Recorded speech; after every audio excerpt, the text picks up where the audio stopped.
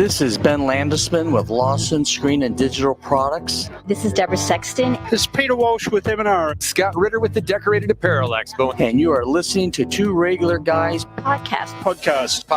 It's hosted by Terry Combs and Aaron Montgomery. A gift to the industry.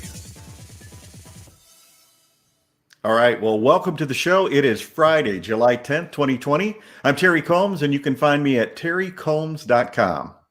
And I'm Aaron Montgomery, and you can find me over at oursuccessgroup.com.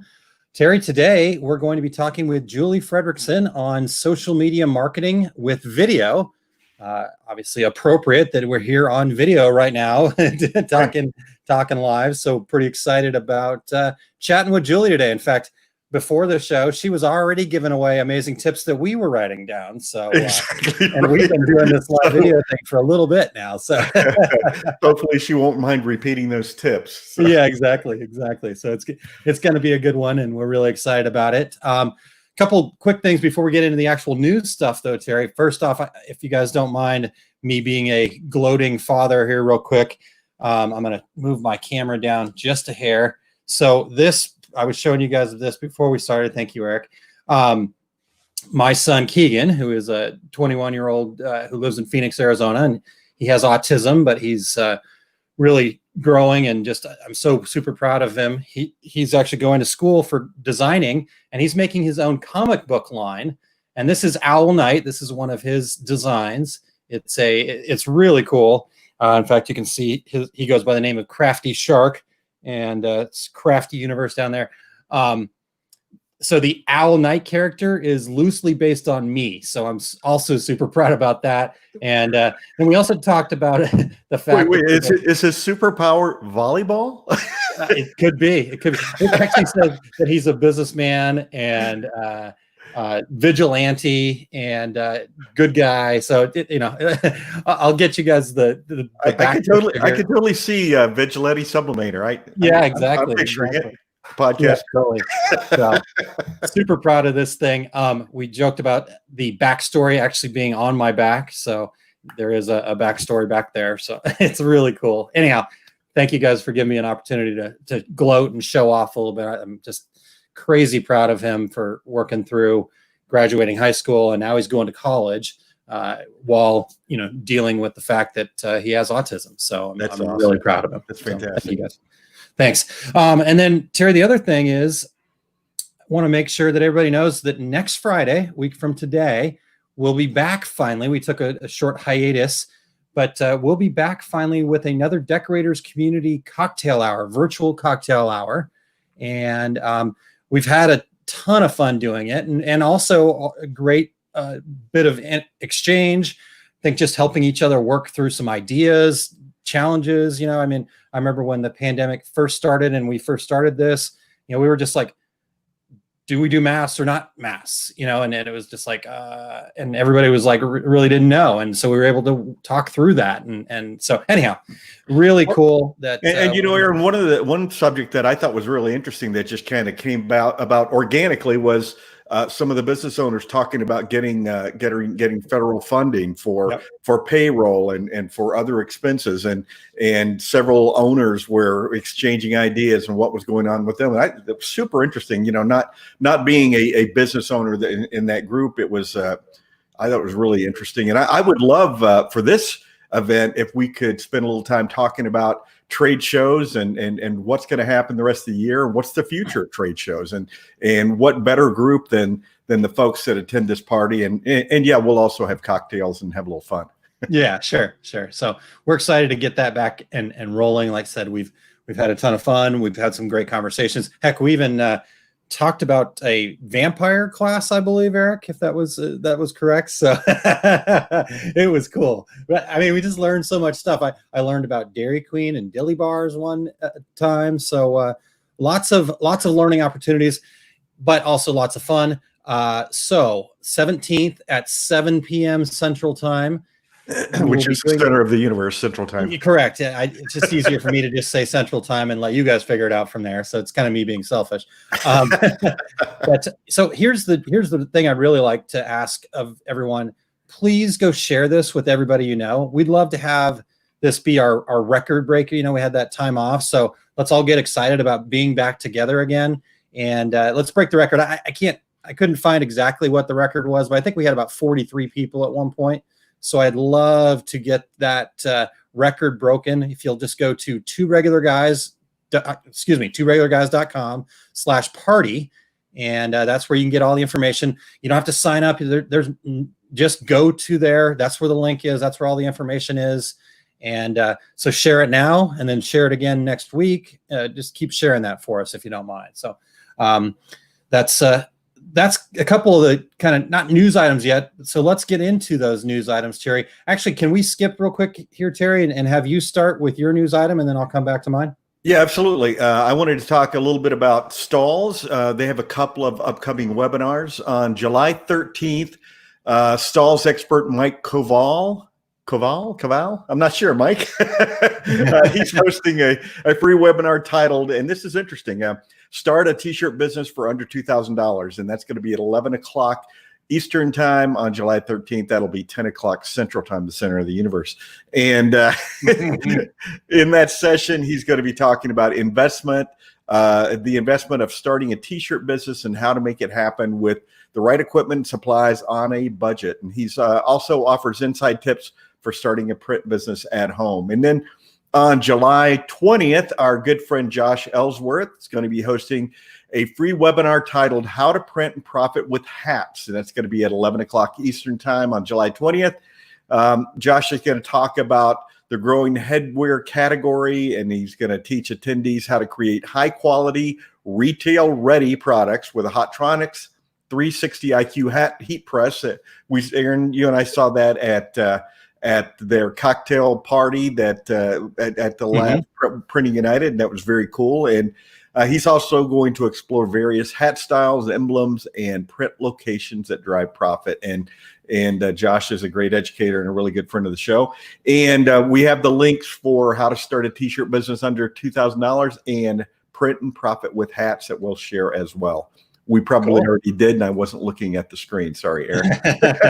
As usual, Eric is on top of it, so very much. Yeah, and Eric also reminded us that we got to do. You were working the booth, but at ISS Fort Worth, Eric and I were able to get into Josh's booth and have him do a live video demo. So if you go back into our archives there at facebook.com/2regularguys in the videos tab, you'll be able to find that too. So he showed us all the cool things that IQ 360 could do. So awesome. As far as the party, we've got some people that Richard says I might have to party with y'all.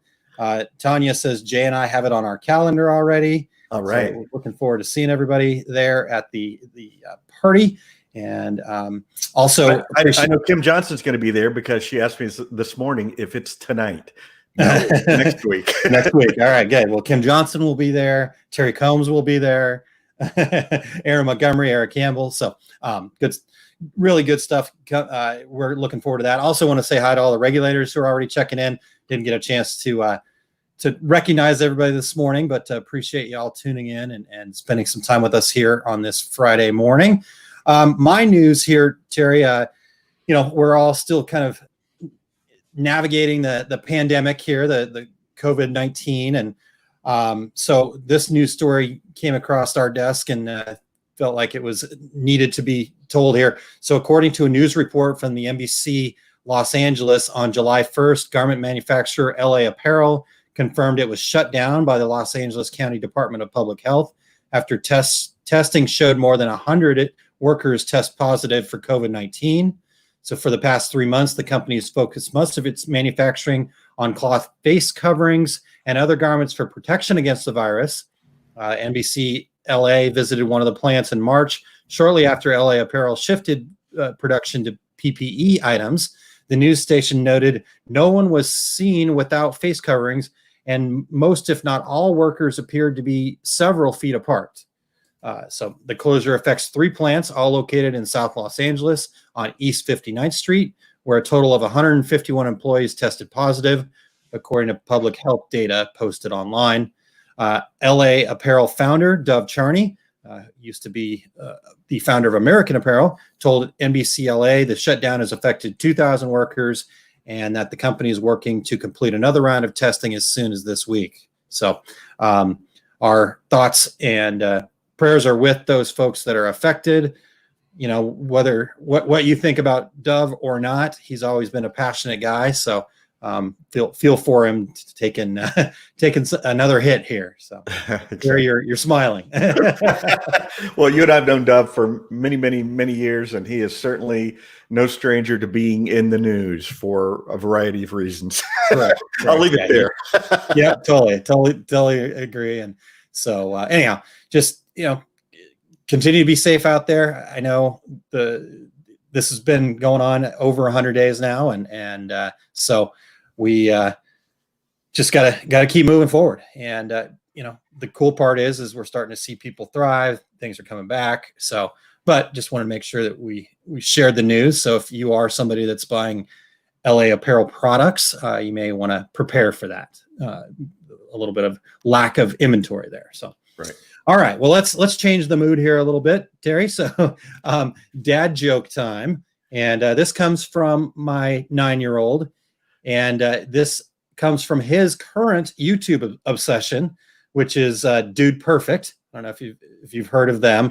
They're the guys that do like the trick shot videos and stuff like that. Oh, okay, right. Anyhow, they've really mastered the whole YouTube thing, and my son is stuck on them right now. So here it goes. Are you ready? Ready. Let's hear it. What is brown and sticky? I'm afraid I don't want to try that one. So where I went. But the answer is a stick. All right. That's actually pretty funny. It is a bit funny, but yes, you've got to take your mind from where it originally went to. Anyway, there we go. There's the dad joke. I apologize. I should have apologized in advance, but I'm going to apologize after. And, hopefully you guys enjoyed that. So, all right, Aaron, before we dive in, we want to thank everyone who's checking out the Two Regular Guys podcast. If you are listening to the podcast version, we would appreciate you sharing with your friends so they can become regulators too. And if you, we would love and appreciate you to give us a review on Apple Podcasts, Spotify, iHeartRadio, Stitcher, or wherever you're listening right now. And we are always looking for new guests. If you or anyone you know would like to join us, go to calendly.com/2. That's the number 2. Regular Guys with your show ideas. If you're watching us live right now, join in with your comments and questions, and reach out to your industry friends right now so they can join us and be regulators too. Indeed. The more the merrier. So there's plenty of room for everybody. Bring them on in. All right. Well, let's hear a quick word from our platinum sponsor, Impressions Expo, and then we'll get to Julie. What is Impressions Expo? Impressions Expo, formerly known as ISS, is the premier trade show dedicated to the imprinted and decorated apparel industry. They have 5 shows that are produced annually in each region of the United States, including Long Beach, California, Atlantic City, New Jersey, Orlando, Florida, Baton Rouge, Louisiana, and cap off the year at Fort Worth, Texas. Each of those 5 annual shows also feature over 30 seminars and hands-on workshops in categories such as screen printing, embroidery, digitizing, digital decorating, and much, much more. Visit impressionsexpo.com for more details, and while there, use the promo code RegularGuysIE for a free expo pass. Again, make sure you visit impressionsexpo.com to get more details, and the Two Regular Guys look forward to seeing you there.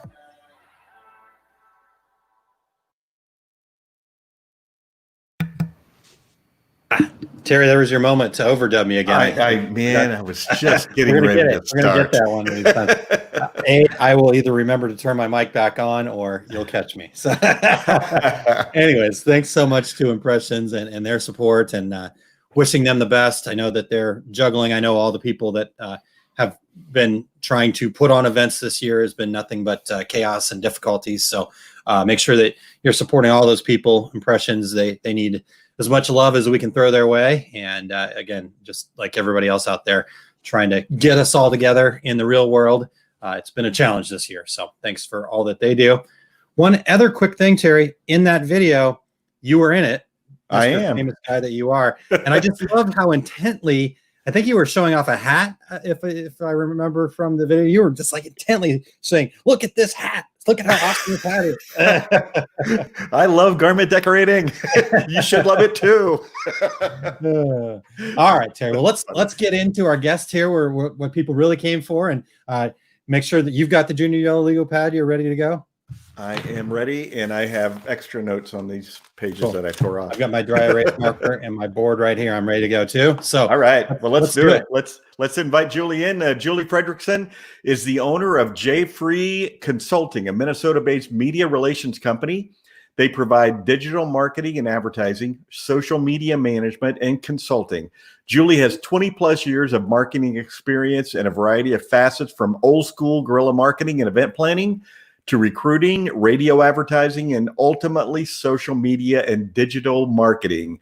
She is a wife and mother of two preschool princesses, and she calls herself a networking butterfly. And her favorite quote is, "In a world of Cheerios, be a Fruit Loop." So we'd like to welcome in our friend Fruit Loop, Julie Fredrickson. Good morning. Did you have your Fruit Loops today?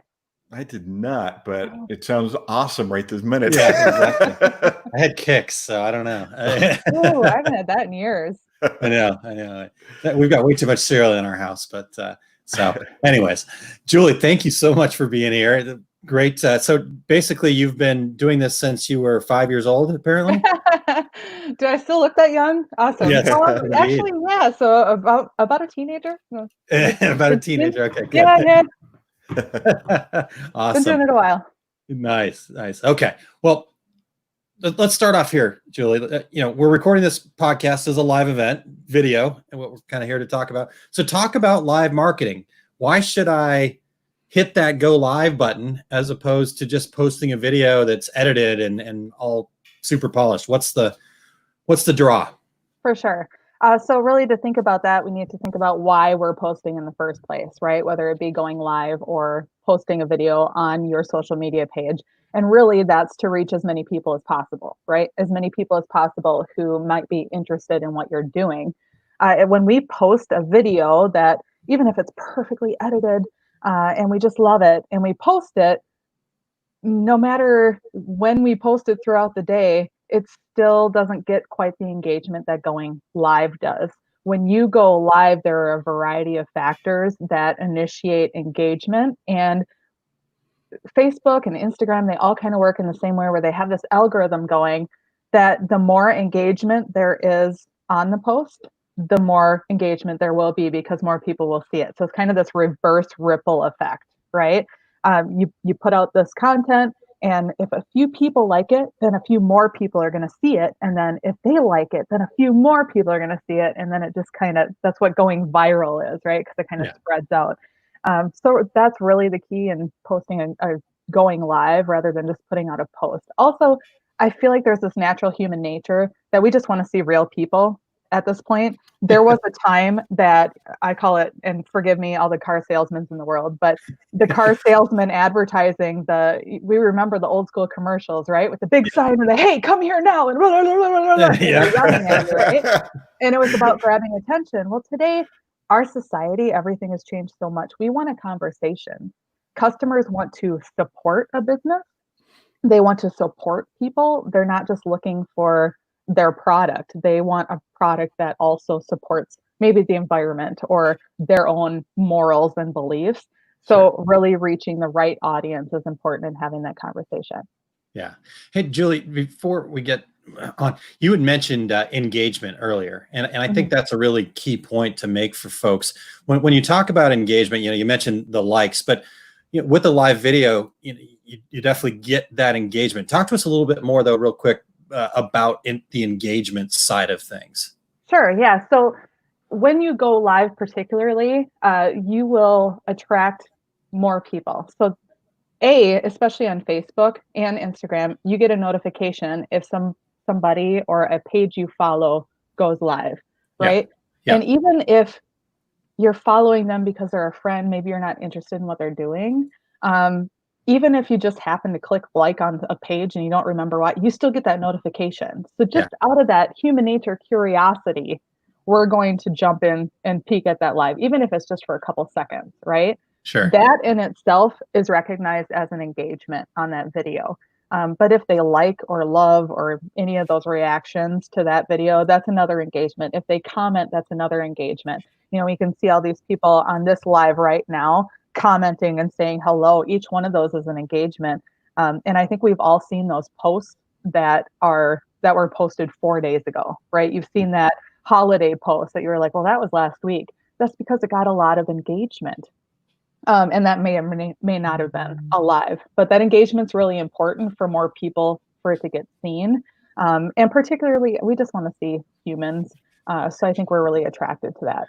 Yeah, yeah, I love that. And as far as those engagements go, you know, you talk about liking and then loving and then commenting, and then I guess sharing would be another thing that you could do. What are those kind of at different levels, or like does one matter more than another as far as, because my understanding is that they do, but I'd love to have your take on that. Yeah. So the funny thing is about all these social media platforms is that not only when they make changes or when they do things, they don't tell us, right? So, Yeah. It's kind of this carrot that they dangle, and they're like, okay, figure it out, have fun. Yeah. So from studies of all these professional, marketing people in the world, from Yeah. what they're finding, comments and sharing, of course, will reach more people because that's almost like a review, right? That's Yeah. a recommendation. That's, hey, I'm sharing this because I believe in this. You need to check this out too. And if somebody believes in you, they're probably going to check it out if they're interested in it. So that's obviously top of the list. Comments are definitely up there. And it really I feel like the algorithms have gotten so smart that they even read like the length of comments. So you might see, especially on Instagram, is one very popular for this because there's been some strategies out there that say, hey, follow this hashtag and comment on 10 of those posts within that hashtag, and then you'll get you'll get seen more, right? Yeah. Well, so you see all these comments on all these posts from people that you've never heard of that are just like, hey, great. And it might be something that's depressing that was shared, and they're like, great information. Or they, you ever see that newscaster that's like smiling a little too much when they're talking about a lot of people dying. Yeah, that's how it strikes me. Yeah. Yeah. They're obviously just commenting on things. They're not even paying attention. So really the value is what should be important. And I think the algorithms are buying into that. So they're seeing that the true commenting, the ones that are of value, the people who are looking at that post and engaging with it are actually interested in the post and not just trying to, make those algorithms go in their favor. They're getting smart. These little computer spiders are getting smart. I think the longer the comments, even the better. If they're not just an emoji and if they're not just a thumbs up or whatever. Yeah. The Sure. likes and the hearts and the reactions absolutely have a factor too. But I would say that they're probably lowest on the list. Got it. Absolutely better than nothing, right? Sure. Sure. Excellent. All right. Well, let's cover a couple of our comments here real quick. And so, yes, lots of people commenting. Hello, Julie. Yay, Julie. So everybody's here to see you, Julie. So we appreciate you being here. And Gosta from Sweden checking in. We appreciate him awesome. checking in. It's got to be. He always tells us what time, and I forget every time. So it's evening there for sure. Yeah. And then Kyle says, I'm engaging. So very, very good, Kyle. Excellent. And Christine shares with us, sometimes we want to see puppies or kittens or cute baby goats. And she confesses that she's a sucker for a good baby goat video. So, good stuff. And then a quick question for you before we get to Terry's next question here. Todd asks, how will that work in private groups? Any idea on that? Oh, absolutely. So groups in general are wonderful. And I don't know if you've noticed this because this has changed in the last couple years. So if you have a business page, a couple years ago, you probably got a lot better engagement on it. And we're talking Facebook here primarily. Sure. About a year or two ago, Facebook made a transition that they were like, we're going to focus more on people. So groups really became a factor. So you used to get a notification if a business page made a post, and you almost never see that anymore, unless it's a page that you really engage with. Groups, however, I don't know if you've noticed this, but if you join groups, you will see every post in that room, whether you want to or not. Yeah. Like, You have to turn off that notification. right?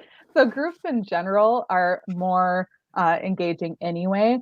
So in order to, I feel, and we could get in a whole different topic with this, with Facebook groups and how you can utilize Facebook groups for different sales funnels, or just, a different expert kind of topic if you're Sure. teaching on something, and you could really utilize that as a business in itself. But yes, absolutely, utilizing Go Lives in a Facebook group will be even that much more. But just the fact that you have a group, utilizing groups in and of themselves are also very good for your business. Sure. Well, I know we've got some listeners that I know are on right now that have really killed it with the group thing. I'm thinking of Cheryl Kuchek, for example, has some massive groups that are very engaging, very strong. And I know Christine with the Women in Garment Decorating group. So definitely feeling like we're embracing the groups here for sure. So absolutely. You can build a whole business in Facebook groups. People do it every day. Yeah, nice. Well, so all right, Terry. Well, I've Julie, talked enough. Yeah, we've talked about the why. Talk to us about when you should go live. So I'm not showing a screen or anything here, but really it takes some interest in the data, right? So depending on the platform you're talking about, and I'm a people person, I'm a networker, so numbers aren't usually my go-to, but you have to really believe in the data. If you're not focusing on the data, you're just kind of throwing darts without looking at the board, right? So going back, so on Facebook particularly, I can explain one. You would go up into your insights, and then there's a column of all these topics on the left-hand side, and you would click on posts. And there you can see numbers, and they will give you an idea of the day of the week and the time of each day as you hover over those days, that people who already like your page or follow your group are on Facebook. Not necessarily on your page, but on Facebook. So I have a little over 10,000 likes on my business page. About 6,500 of them are on Facebook every day. I can see that. So if we take those days and times, we can absolutely make a schedule of when we want to go live. Yeah. Because those people are already on Facebook. If they get a notification that you're live, hey, they're going to stay on Facebook. And Facebook is all about that, right? So they're going to back that. We want them to stay on Facebook. So that's where you can find the time of day. And pick a schedule. Really, people like structure by nature, whether they'll admit it or not. So if you're going, just like this podcast, the same day, the same time every week, pick that ideal time based on that data, and then stick with it every week. Let people know ahead of time, because your followers can click that get reminders on YouTube, or that, remind me on Facebook, and they'll see your lives then too. So really it's kind of a mixture of timing and preparation, giving that heads up. Nice. Yeah, that's great. We actually kind of did a little bit the opposite of that, because we were more of the sledgehammer approach. We actually just picked the date and time, because that's when we had always done it with the podcast version. We came to Facebook. We had a little bit of a following there, but it was interesting when you talk about the data. In a way, we actually changed a little bit of the followers. Mm-hmm. Our time insights changed the more we did this regularly each week. And we really have skewed our numbers to Fridays at about 10 a.m. Central Time is a big time for most of the people that are following our page. So it's interesting. Oh, yeah. And we'd come from a different direction, because when we were just podcasters, Aaron, I'm going to say 97% of our listeners listened at their leisure. They didn't listen to us do the podcast live. So we really made our day and time convenient for Aaron and myself and Eric, so that it's worked out nicely. For sure. You need to consider your top fans though too. So I have, through some advertising, I have likes on my page that are across the country or on the other side of the world. Yeah. So my time of day thing might be kind of skewed, because I have a lot of fans that are on the other side of the world, but they might not necessarily do business with me. Right. So we can get really micro on this and talk about your ideal clients and when they're online. and who you want to target. And when it's go live, particularly, like you said, you are a perfect example of that. It will notify your followers, and it will give you a notification even on your phone, right? So you're probably pulling people in who aren't even on Facebook at that time. And now they are, because they know you're here. But posting then too is something to consider with the time of day, because those are the ones that you're just going to catch while they're online. So if it's a regular everyday post, really pay attention to that schedule, because that'll be your best engagement time. Oh, that's awesome. That's awesome information. So I guess the next question becomes, and again, we've just kind of sledgehammered our way in the other side of this, but maybe you can help us out here. How long should a live be? What's too long? Is there, obviously our world continues to become a shorter and shorter attention span. We do an hour, and I've heard countless people tell me over and over that it's too long, but what's your take on that? No. I'm very much okay. Well, here's my question. We were talking a little bit before the show. We were talking with Eric, and he mentioned that he tries to keep one to under an hour, because there are certain platforms that timing is of essence, Instagram being a primary one. Yeah. But if you're going live on Facebook, so here's an example, and I hope this is okay, because I'm using an example of a big brand. But last fall, Starbucks did a live about their pumpkin spice latte. They went for like 3 hours. It was entertaining, but it was very dry humor. They were taking things that were summer related and putting them through this big goofy machine, and it would turn into something fall related. And there were parts of it, and I'm just going to say it because I love Starbucks, yay Starbucks, but there were parts of it that were almost painful to watch, because it was like, what is happening here, right? But they went for 3 hours. They're a giant brand. They were live for 3 hours. And I'm sure there was a percentage of that audience that thought they were going to get maybe a free pumpkin spice latte at the end. They had thousands of people watching this for 3 hours. They could have probably taken over the world with that video, with some, some messaging. But that speaks to, yes, we have short attention spans, and I'm sure people were jumping on and coming off and jumping on and coming off. But even those people that come on and are there for 2 seconds, and maybe they just like the video because they know you, or they're interested in it, but they're not going to watch it now. Maybe they want to watch it later. Or they want to see the comments on it, or see if they want to come back in. Those engagements are going to help you. So I say the longer, the better. Also, people aren't going to see those notifications right away. So right off the bat, you're going to catch the people who are already on Facebook. Secondary, you're going to catch people who are doing other things on their computer or whatever, and they get the notification. Yeah. That might take a little bit longer. And I'm one of these people, I'll see a notification on my phone and I won't clear it because I want to check it out, but I'm in the middle of something. So I'll wait 5 minutes until I wrap that up, and then I'll go check it out. If that lives are, I don't know how many times I've seen, oh, somebody's going live, I got to get to that, and I'll wrap this up, and I go to the live and it was only 2 minutes long. Yeah. And then I'm not maybe going to go back and watch it because it's just not as interesting to humans. Like, it's our human nature. We want to see something live, we want to see the screw ups in the real life. And I was just going to say that it's like for reals. We're always you never popular, quite know right? what's going to happen. And all of the people who watch our show are painfully aware of, you never know what's going to happen. Absolutely. So I say the longer, the better. When you're reaching maybe over an hour, you might be kind of stretching a bit.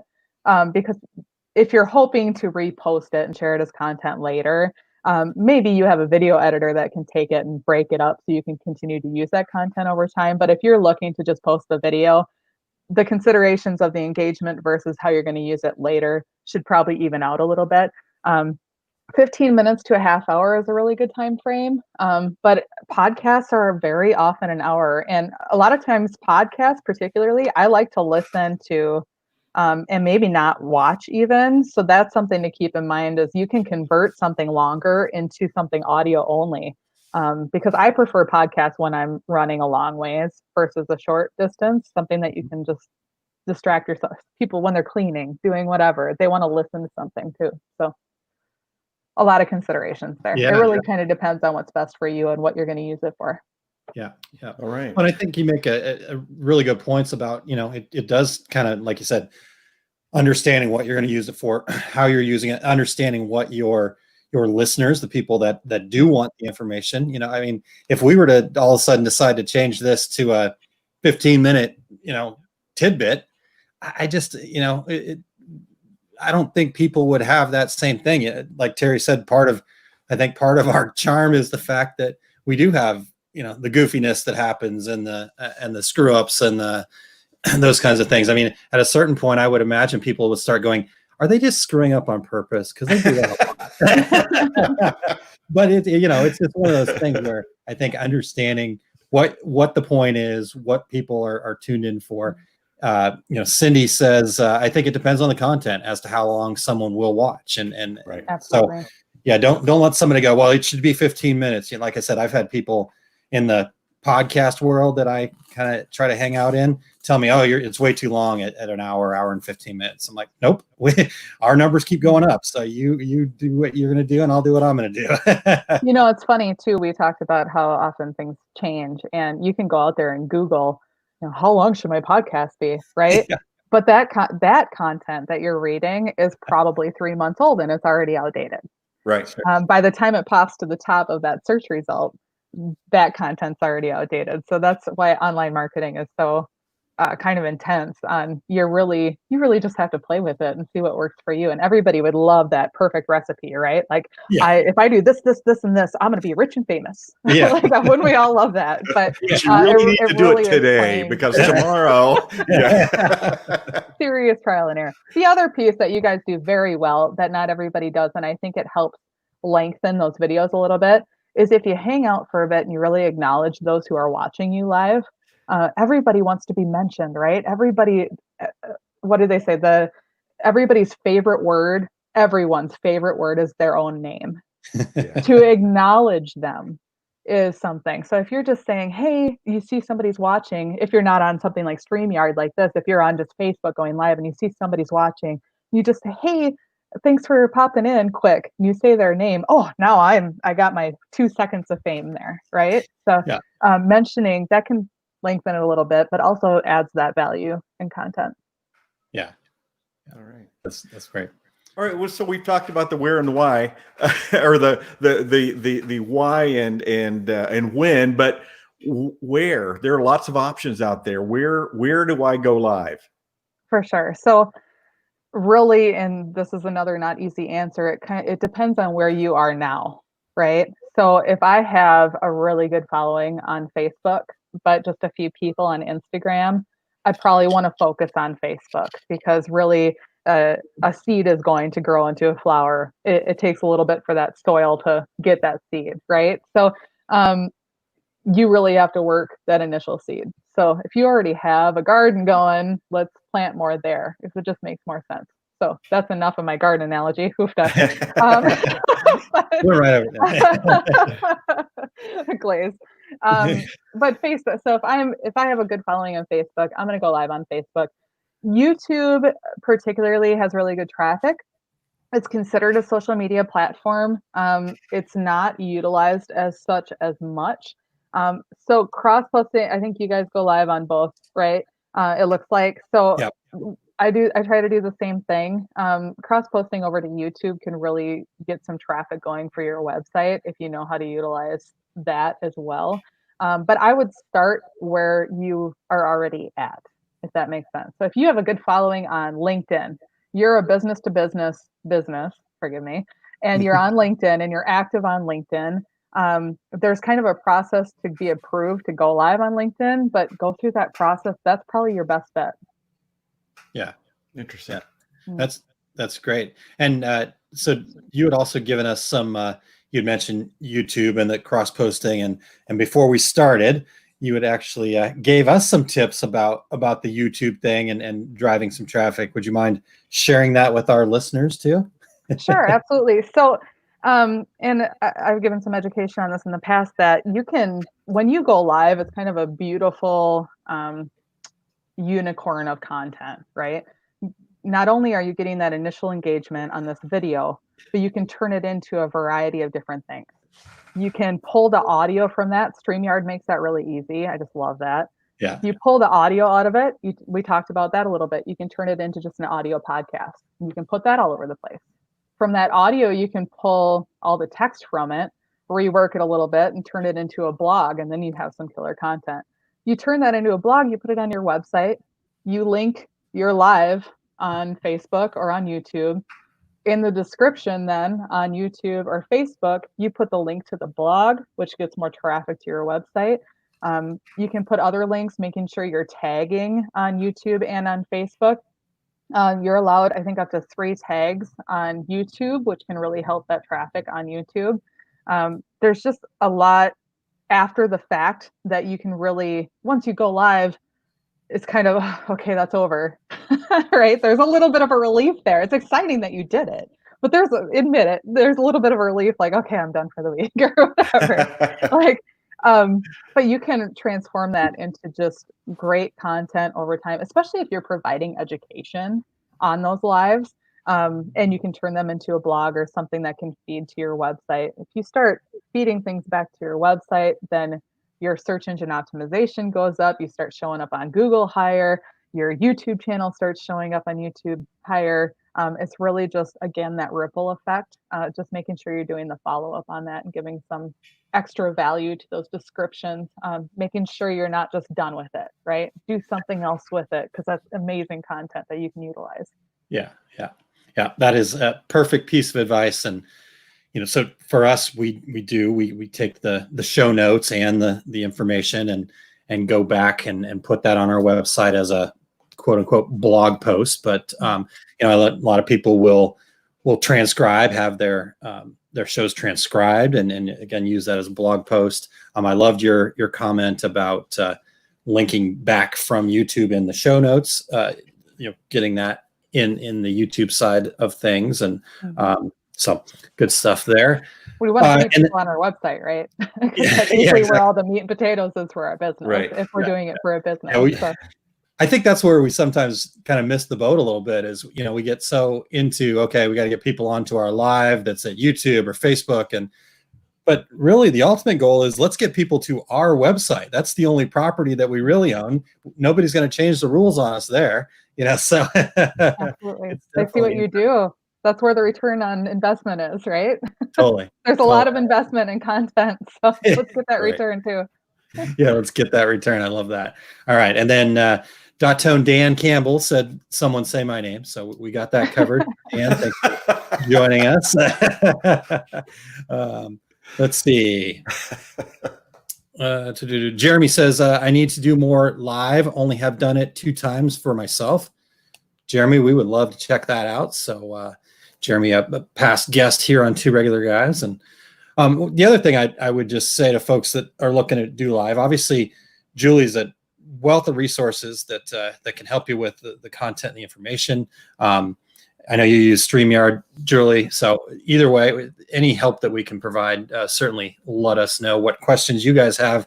The regulators, the people that are tuning in and listening to our show, let us know what questions you have. My next question for you, Julie, is what kind of live content should our listeners be focused on? How obviously for us, it's a podcast. It's about, we're about the education and some of that other stuff, but let's say I'm a decorator. What kinds of things should I be sharing? Mm-hmm. So ask yourself what your customer will be interested in, right? And this is for all content, not just going live, but what questions does your customer ask you the most? Because really, if we're using content on social media, you can save yourself some time as a business owner or as a professional. If you're answering the same questions from every customer that comes to you, you start putting them out on social media and on your website, you answer those questions. Our society is turning. A lot of our consumers are doing as much as they possibly can online without having to talk to anyone before they actually get to the point where they have to talk to someone, right? Yeah, right. So put all that information out there, the content, the education. I'm an education by or an educator by nature. I like putting out that education. How can people do things themselves even? So putting out those little tips. as for clothing decorator, I would really, and Tanya Deutscher was on here and I have talked about this, and they do very well with that, is show the process. Because if some of these people who are buying from you don't know what it is, or how it's done, how cool is that just to see it? It's just a neat video, right? Show what the difference is, because if I'm looking at a catalog and seeing, okay, so I have the option of putting vinyl on here or screen printing or embroidery, what is that? Answer those questions. Like, what's the difference? Because we don't all know. We can really get in our own language, can't we? We get in our own jargon because we know all these things because we work with it every day.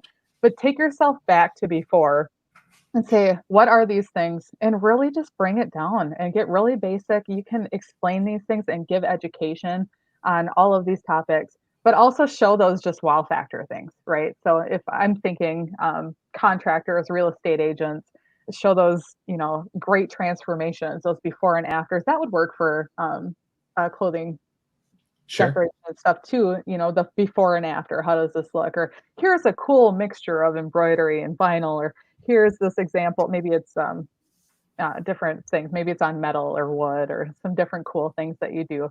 Show these before and afters, or maybe what the ideal looked like and now what it became. Those are just very neat for people, and they will spark interest. Yeah. Also, and I can't stress this enough, share you. And I wouldn't say, hey, share pictures of your dog and your family every other day on your business page, but absolutely put your personality in there. Get people in your videos. Get on the camera yourself and talk. People like to be aligned with the company. We talked about that earlier. They want to support someone, not just buy something. So be that someone. I think it's as simple as that. Yeah, that's great. That's wonderful tips and information there. Wow. Yeah, as people are talking and we've got some comments and stuff coming in here, like you said, showing the process, showing what's happening.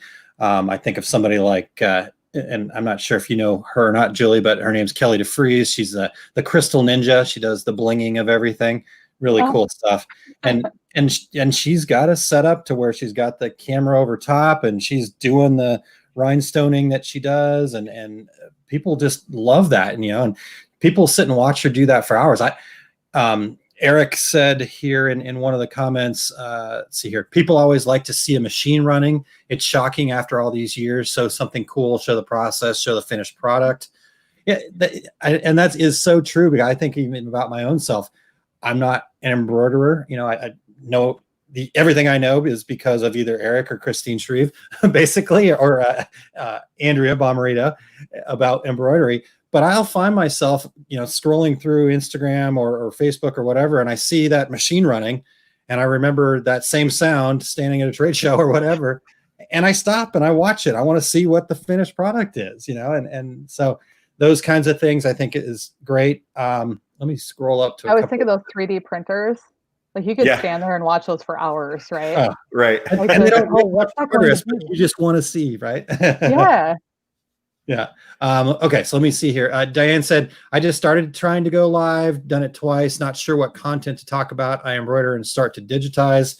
And that was actually right before we kind of got into this question. So we probably answered a lot of that. But and then Jeremy says, that's my problem with live. I have lots to say, but I'm not sure what people want to hear or know. So Julie, any feedback there? Trial and error. Yeah. It just really is. It kind of sucks to say that, but I feel like once you get the prep down, right? So you say, okay, here's a list of a few things that I can talk about because I have a lot to say, he said, right?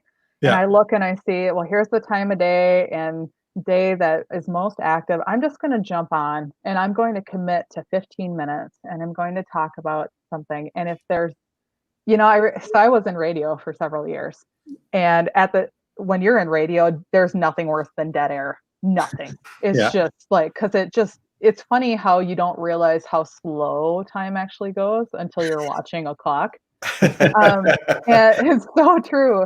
And going live feels that way too. But honestly, I don't think there's any harm in just a little bit of silence, especially if you're working on something in there or you're trying to adjust something.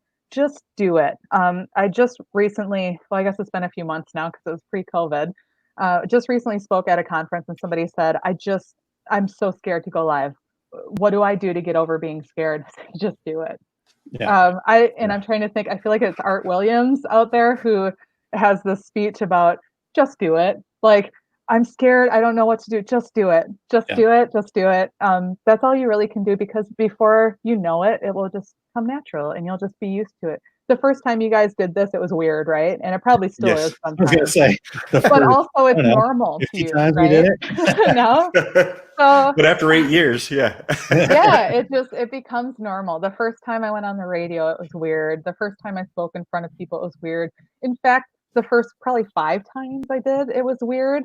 But it gets better and it gets more normal, and you kind of get your groove, and you find out what people want to see, and you'll get feedback. You'll get feedback that you don't want. And some of it you'll just need to roll off your shoulder and fill out what's best for you, but just do it. Really, now is the time, because this isn't going to always be this way. Facebook could change things tomorrow and the algorithm be different, and they won't notify people anymore that you went live. Like, take advantage of this time. And especially now in a time when everybody's online more. Like, have you noticed you've had more internet issues the last 3 months? Yeah. Everybody's online more. What are we going to do? Not everybody's back to work. There was a few months there. If anything, if I was worried about it at this point, and I mean, we're all there. I'm going, oh crap, I'm running out of time here. I don't have all these people at home anymore. Like, they're going to be going back to work and things are going to start opening up again, and take advantage. Do it now. Don't miss out. Don't Yeah. regret not doing it. That's what I'd be most worried about right now. Well, and one benefit to all of us in business is that now everyone knows how to go to a Zoom meeting. Yeah, right? Because somebody's been to a birthday party, a wedding, all in Zoom. But, my favorite example of just going out there and talking about what you're doing is our friend Mel Lay with All Made Apparel. Back when she was a screen printer in her garage, she would go on Instagram and say, okay, it's midnight. Both my kids are in bed. I'm printing this 2-color print, and here's what the print looks like. And I'm going to print for a couple of hours tonight. And hey, thanks for stopping in to check and see what I'm doing. And that would be her whole broadcast. But she got a huge following because, and I've had people say to me, nobody wants to see me print a shirt. They really do. Yeah. They really do, because it's so interesting to people. And you want to see, first of all, how are you doing that? Second of all, what'd you make? Let me see it, So let me try to put a kibosh on that mentality. There are one of the biggest markets out there right now, and this is mostly kind of teenagers and preteens, but one of the biggest markets out there right now are people watching other people play video games on YouTube. Right. My 9-year-old will spend hours doing that. Hours. Yeah. Like, seriously, people want to see what you're doing. I don't care how boring you think it is, because that just blows my mind. It totally does. I don't even, well, and I'm not a gamer, so that's probably part of it. But wow. Like, they'll even watch somebody opening up a toy that they don't even have, or oh my gosh, thing. The adults that are opening these Disney boxes, or there's a guy that just opens new boxes of shoes, like goes and gets like the latest Nike, and he's like this shoe presentation. I have a 3 and a 5-year-old, and Ryan's toy review has been their favorite videos for the last 2 years. That kid is the the biggest YouTuber earner. He's worth like 7 million or something. He's like 7 or 8. Right. But those, I mean, you can't. It's awesome. Go.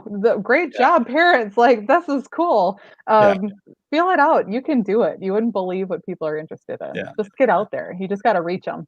Yeah. Well, Julie, but what about presentation skills? Not everybody has them. Should a business ever consider getting an outside presenter, or do people expect the presentation to be less professional because we're in the internet world? So is it more about the content than the presentation? I guess that's my question. Well, and I think it depends on the content and how you want to proceed too, right? So if you're providing some pretty technical education, sometimes having a presenter who's maybe even showing, things on the screen is a good format.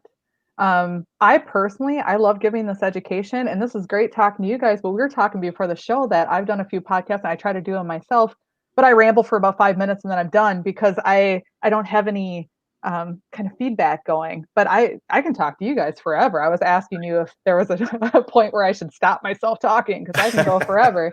But now, if I've had a guest on and interviewed them, we can go no problem. So it really depends on who you are. If you work better with someone to talk with, if you aren't really sure how to present your topic in a engaging way, even if you're showing things like making shirts and stuff, you could probably easily do that yourself, but you might not, you might just want that second opinion. So you might just want someone there.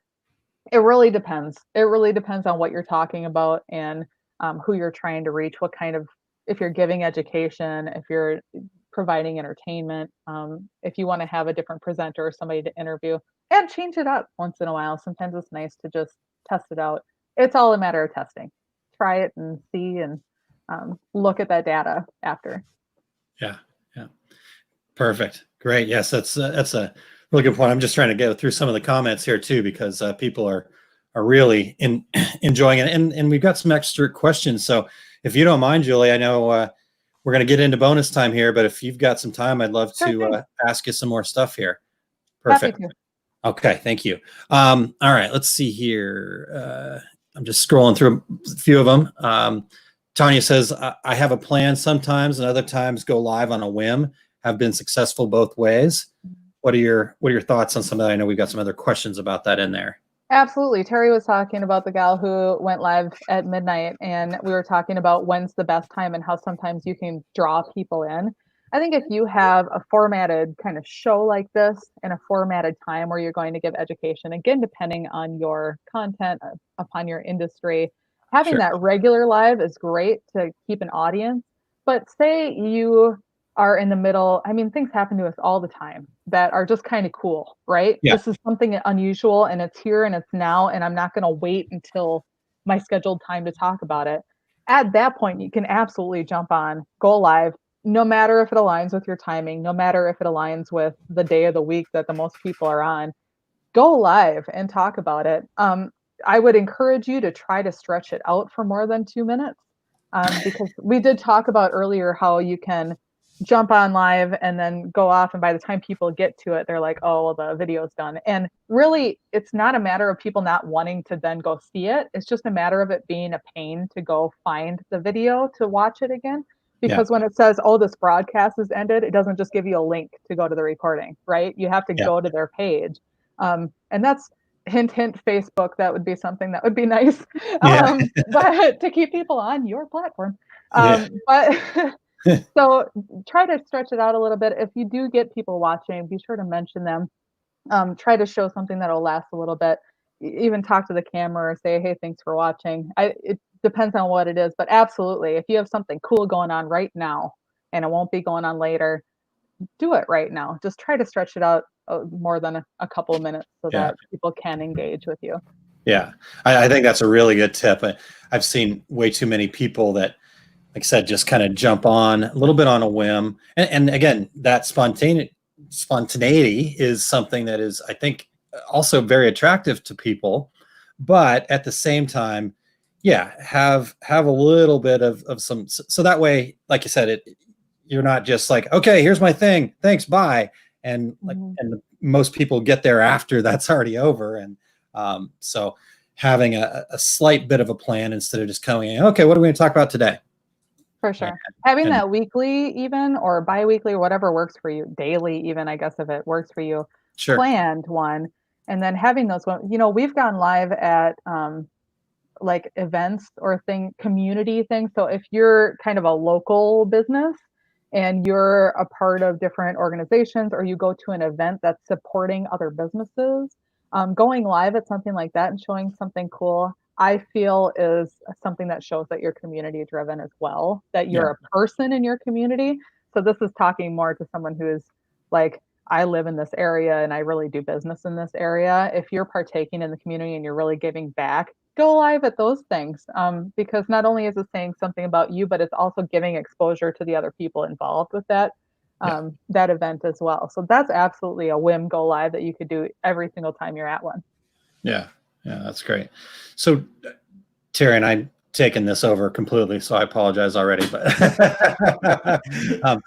so one of the things that seems to be a little bit of a thread here as we talk about it from the folks, Donna and Dan and Diane, and I haven't even scrolled down further.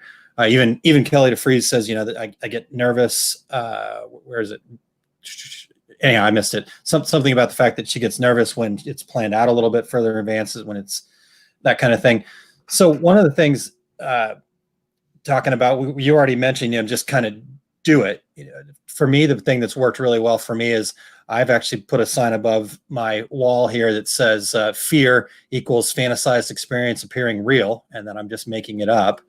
But one of the techniques that I use personally, because I'm definitely more of an introverted person than I come off as, I think. But Terry is a great example. I don't know if Terry was always naturally as good at public speaking and things like that, but not in a negative way, Terry, so don't take this the wrong way, but I kind of used him a little bit. We all know somebody out there that's, you look at him and go, they're natural at this. So link up with them, do some things with them. Terry and I were best friends before this, so it wasn't wasn't just me using him, but it certainly, I know, helped me and allowed me to get over some of my fears. Any other things like that maybe we could think about, Julie? I can identify with you. I've always been a people person. I've always been able to talk to whoever. Like my husband's even mentioned at times, like, do you know them? I said, no. I'll talk to whoever. But I haven't always spoke officially in front of people, right? And I remember I joined a networking group, and so many people that first year were like, oh, you're just a natural at this and you can do that. You're very good. And I remember thinking, thanks, but it was intentional. And I love how you said your acronym for fear, because I always feel like courage is not the absence of fear, but moving forward while having fear, right? In spite of fear, yeah. Do it. Setting the intent has volumes of value. The other thing is, somebody had said that they get more fear preparing, and maybe you just need to explore that fear and what it is that you're scared of. When I sat and explored my fear of speaking to other people, and think about not only what makes you fearful of it, but what helps that fear when you do it, besides just doing it, making yourself doing it. But I found out that the less prepared I was, the more fearful I was. And the more prepared I was, the better I felt, the easier it was, because I could just look at my notes and I had practiced and I did it and it felt like I already did it. So for some people, it might just be preparing and practicing. Sit in front of your computer. I've totally, I feel more fearful of at this point because I'll sit in front of my computer and practice what I'm saying. And like my husband will walk in. And I love my husband, and we've been together for 6 years tomorrow. And well, we've been married 6 years tomorrow. And even still, I feel like, when he walks in and I'm talking to myself in front of the computer, right? So you kind of have to feel out what works for you. But really, I always think about years ago as a teen. Well, I was probably 19, 20. I went on this zip line thing at Valley Fair. We're here in Minnesota, and there's this big amusement park, and they have this zip line where they put you in this binded thing, and they pull you way up into the air. And the person I was with was like, "You're pulling the cord," and I thought, "Oh my god." So we got up there, and I'm just dying up there. Like oh my gosh, how are we ever? I'm gonna die, like freaking out. And I just remember going. And you just like make yourself do it. Like I just yanked that sucker. I probably broke it because it was like you have to get the courage up. And sometimes I just feel like that's what it is. You just have to make yourself set the intent, prepare, feel out what it is. I really truly think that the more you do it, the more positive feedback you'll get. Like you said, surround yourself with other people who do things like you want to be. We're the result of the 5 people Yep. we hang out the most. Yep. So Yep, if we're exactly. hanging out with crummy people, we're probably going to be a crummy person. If we're hanging out with outgoing networking people, we're probably going to be that person. And just set those intentions. I think everything is about intention. If I get up with the day and I have intention, I'm going to get things done. If I get up with the day and think I don't have a schedule, I'll probably sit around and be a bum all day, right? So Yeah. Right. that's my belief. Not everybody's the same. I think you found something there. So, and Eric, in your comment about who you hang out with, mentioned, I hang out with these guys. So yeah, be careful, Julie, who you hang out with. We apologize in advance here. I love it. Awesome.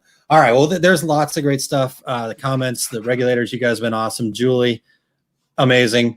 Terry, did you want to say anything today? Are you good? This has been awesome. I've really enjoyed it. Thanks so much for coming on, Julie. Thank you so much. Thank you for Julie, before everyone we commenting. I've seen so many people commenting, I tried it and it worked out so much better than I thought it was going to. I've seen about 10 comments like that. I love it. Perfect. Thank you for having me. I had so much fun. Yep. Hey, Julie, real quick before we do let you go, though, tell people where they can find you and connect with you and learn more if they're ready and when they're ready, because I think you've got a lot that you can share.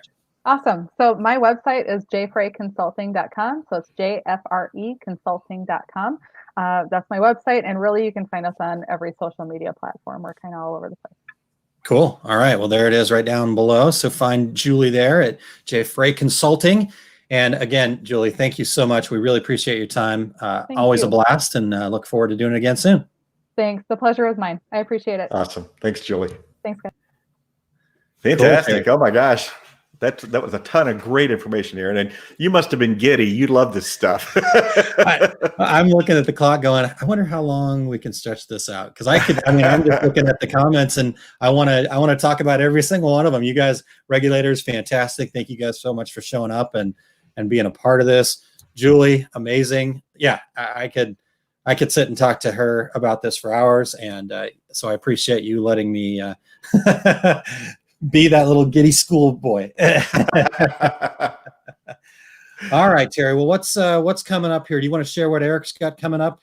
Yeah, absolutely. Eric's got Demystifying Next Level Digitizing. The webinar now is a recorded form, and it's about better running, bolder, more beautiful embroidery with a faster cycle from concept to completion. And you can get access to that at Eric's website, and I'm sure that's popped up on the screen. You can also join Eric on his show at 2:30 Mountain Time,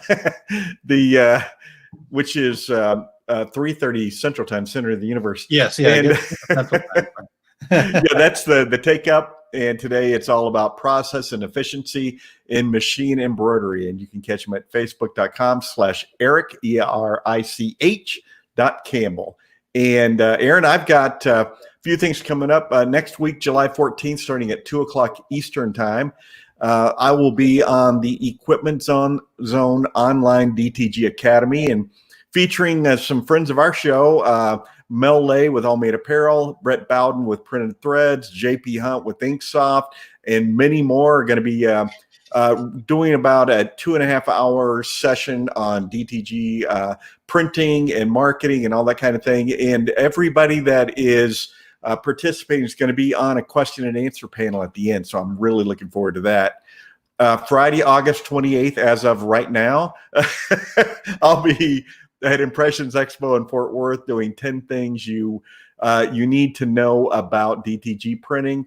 My upcoming screen printing complete screen printing business course, Workhorse Products. I'll be in Phoenix, August 22nd and 23rd. Atlas Screen Supply in Chicago, September 19th and 20th. And Aaron, everything that I'm doing is at my website, terrycombs.com, under tour dates and always updated. And by gosh, I feel like I'm there every other day. How about you? Yeah, just that you're unfortunately having to use the eraser way more than you probably want. So. Exactly. That's why the big buck of travel is all in pencil. Yeah, exactly. Smart. All right. Well, for me, I just wanted to share with folks that through feedback from our Success Group community, we got a lot of feedback that people were looking for certain things as they pivoted and whatnot. And so we put together a website, modco.biz, and that's up and running to support folks, support everybody that that needs the help. So lots of wholesale things happening, and some blanks. So we've actually got sublimation face cover blanks, face masks, whatever you want to call them, not the medical grade things, but things that you can decorate with sublimation. And we have those available actually here in the US. And that way, if you need them, I know a lot of people have them now. So we may have missed that boat just a hair, but we're going to try to keep that available for folks. We also have the ability to help people with some one-off fulfillment of either shirts. And we finally got the sublimation machine. So we're doing some sublimation transfers for folks and even doing a small amount of fulfillment. Just, again, trying to support and help out where we can. And the other cool part about it is that I'm back into the learning curve of some things, and through our success group, able to share a lot of that information. So we'd love to have you check out both mottco.biz as well as oursuccessgroup.com. But check both of those out. And then finally, the last thing to share is just wanted to also share with folks the Success Tracker program has been something that we launched over there at our success group. And it's been a great program where people are able to kind of test out the OSG community a little bit. It's only $20. And for that $20, you're going to get the support that you need to reach a goal. We're going to help you figure out and set very specific goals, because I've learned a lot through my success principles training about what setting goals is all about and how that works. And so we're able to help and share with that. Plus, we're going to give you some cool swag along the way. You'll start out and get a little round to it.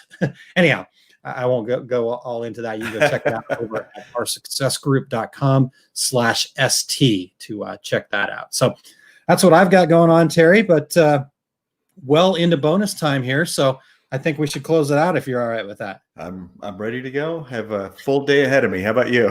Yeah, definitely lots of things to get done. So thanks very much to Julie for her time and the amazing information. Like I said, I could have talked to her for hours. And so Julie, be prepared. I will be begging you to get back on the show with us, and we'll do it again.